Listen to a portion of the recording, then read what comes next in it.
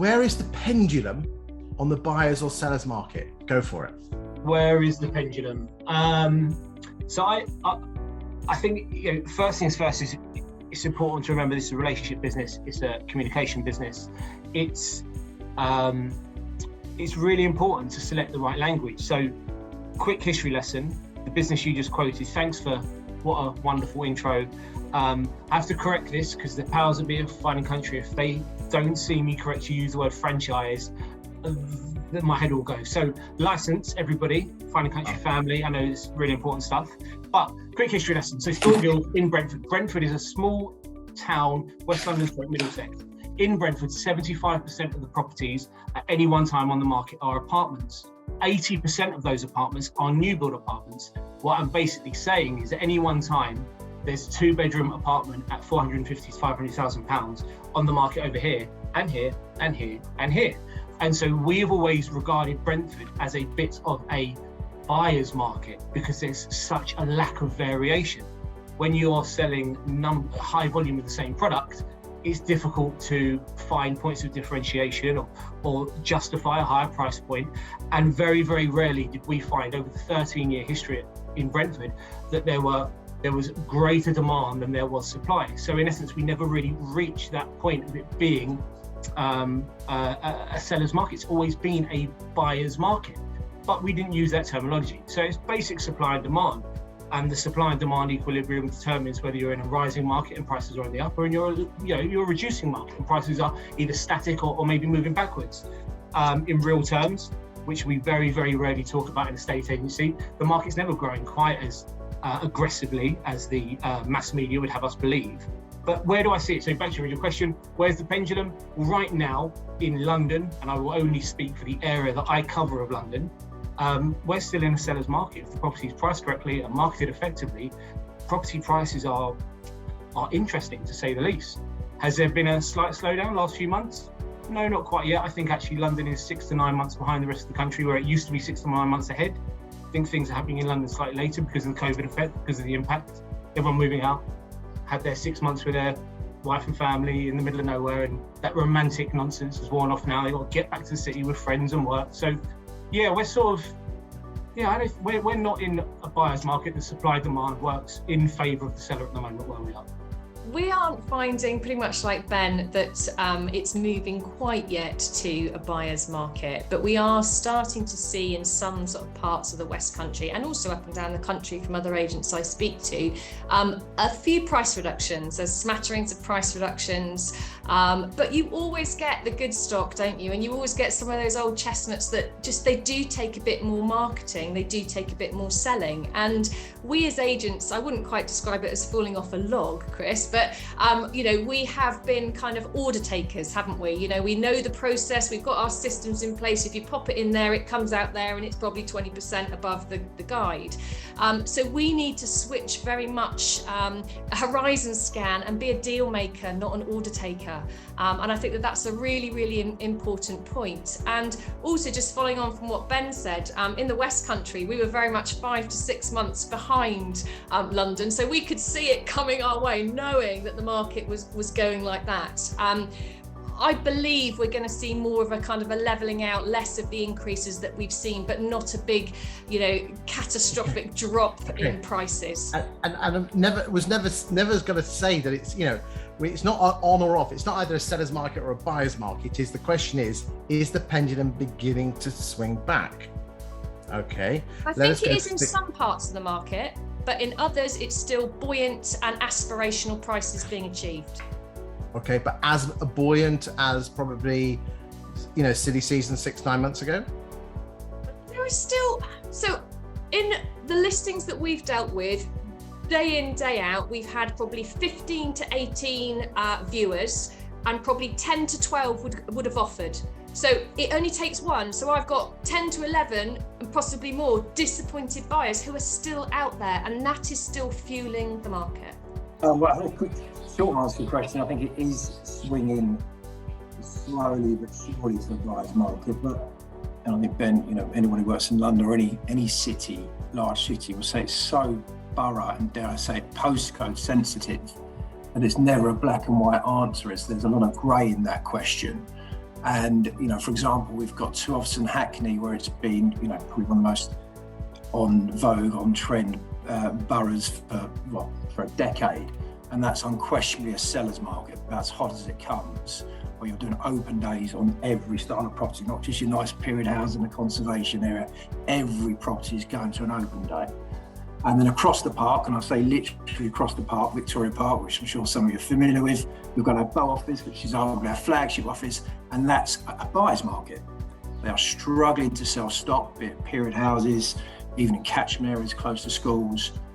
They are going, but they're not getting 10, 15 bids on them on the first opening weekend. So it's very borough sensitive. If I take Hackney as a barometer of being what end of the scale, they are having less people come to an open day. There's less people going 5-10% above the asking price on sealed bids.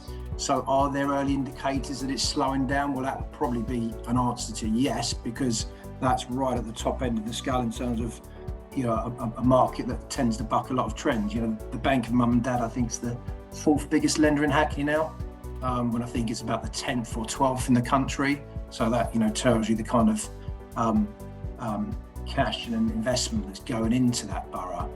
So I think there are signs it's slowly swinging. Answer to your question, but it's so postcode and borough sensitive. It's hard to say there's a definite shift, because that's your point, Chris, about the number of listings that are on in London. Whilst that supply's generally across the board quite low, then especially when it comes to housing and family stock properties, then the demand is still going to outweigh the supply. So it's a difficult one to judge. Purpose-built stock in London, your run-of-the-mill purpose-built flats, your 80s, your 90s builds, even some of the new build that's sold, prior to 2016. You can't some postcodes you can't sell that, but put a period house 2 streets down the road and there's an open day. So it's a hard one to judge black or white, but early signs it could be changing. You add into the fact that East London's been heavier on the buy-to-let market, through the 90s and the noughties, and that's obviously a market that really doesn't exist.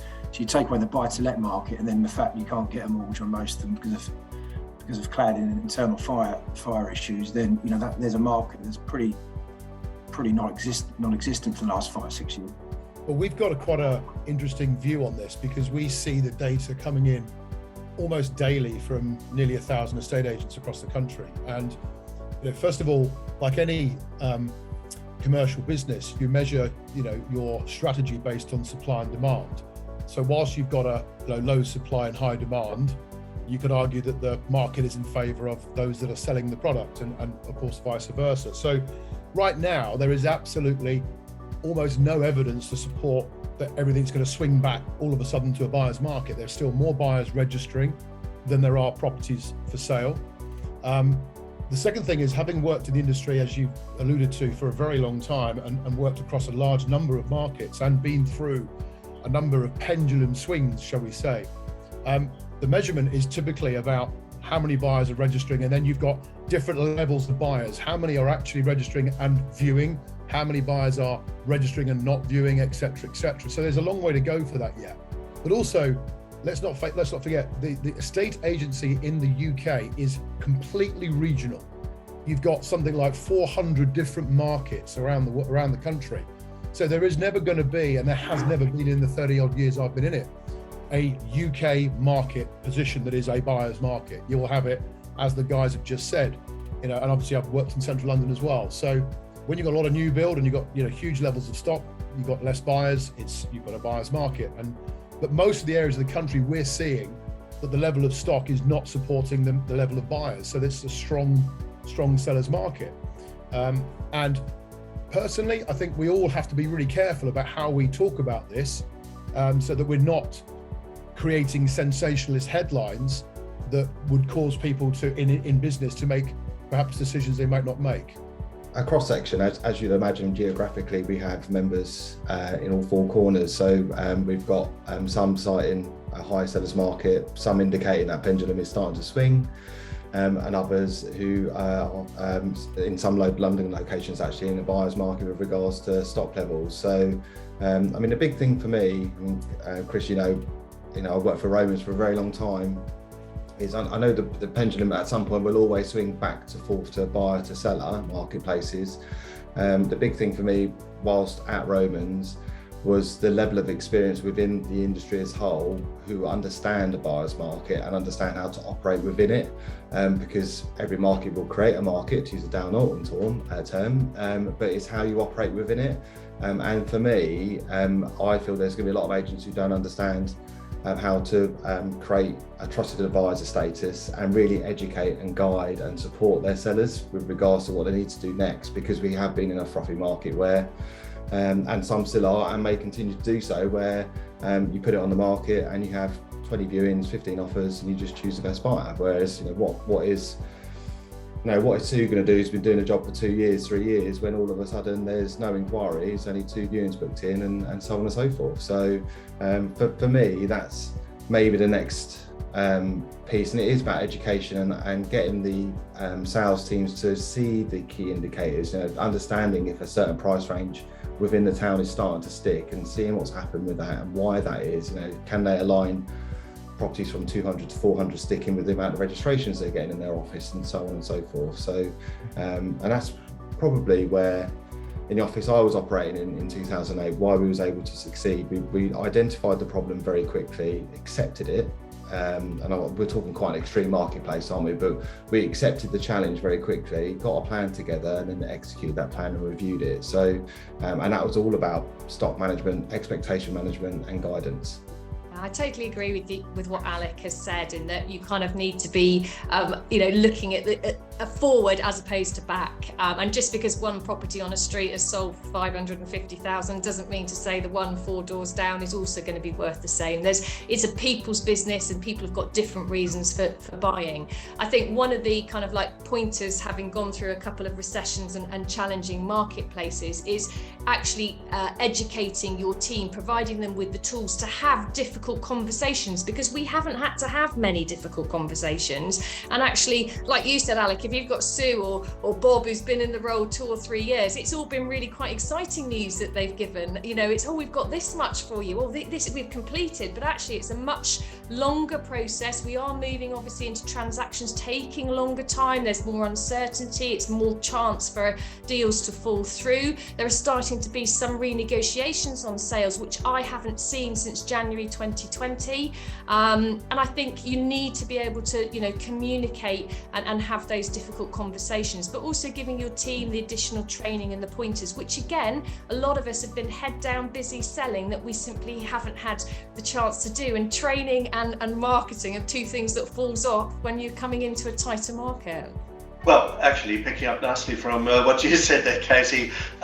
So we have a look at all the messaging that kind of happens across the different areas in the entire nation, and they're very definite trends. So back in the 2010, 2008, we could see the growing rush towards being able to push more properties, and, you know, the marketing and the property matches and the rest of it coming in, and then there was a peak followed by a drop off in that marketing activity. We're not seeing that at the moment, but what we are seeing is, in certain areas, like Lars pointed out, there is a growing emphasis on the marketing of the properties.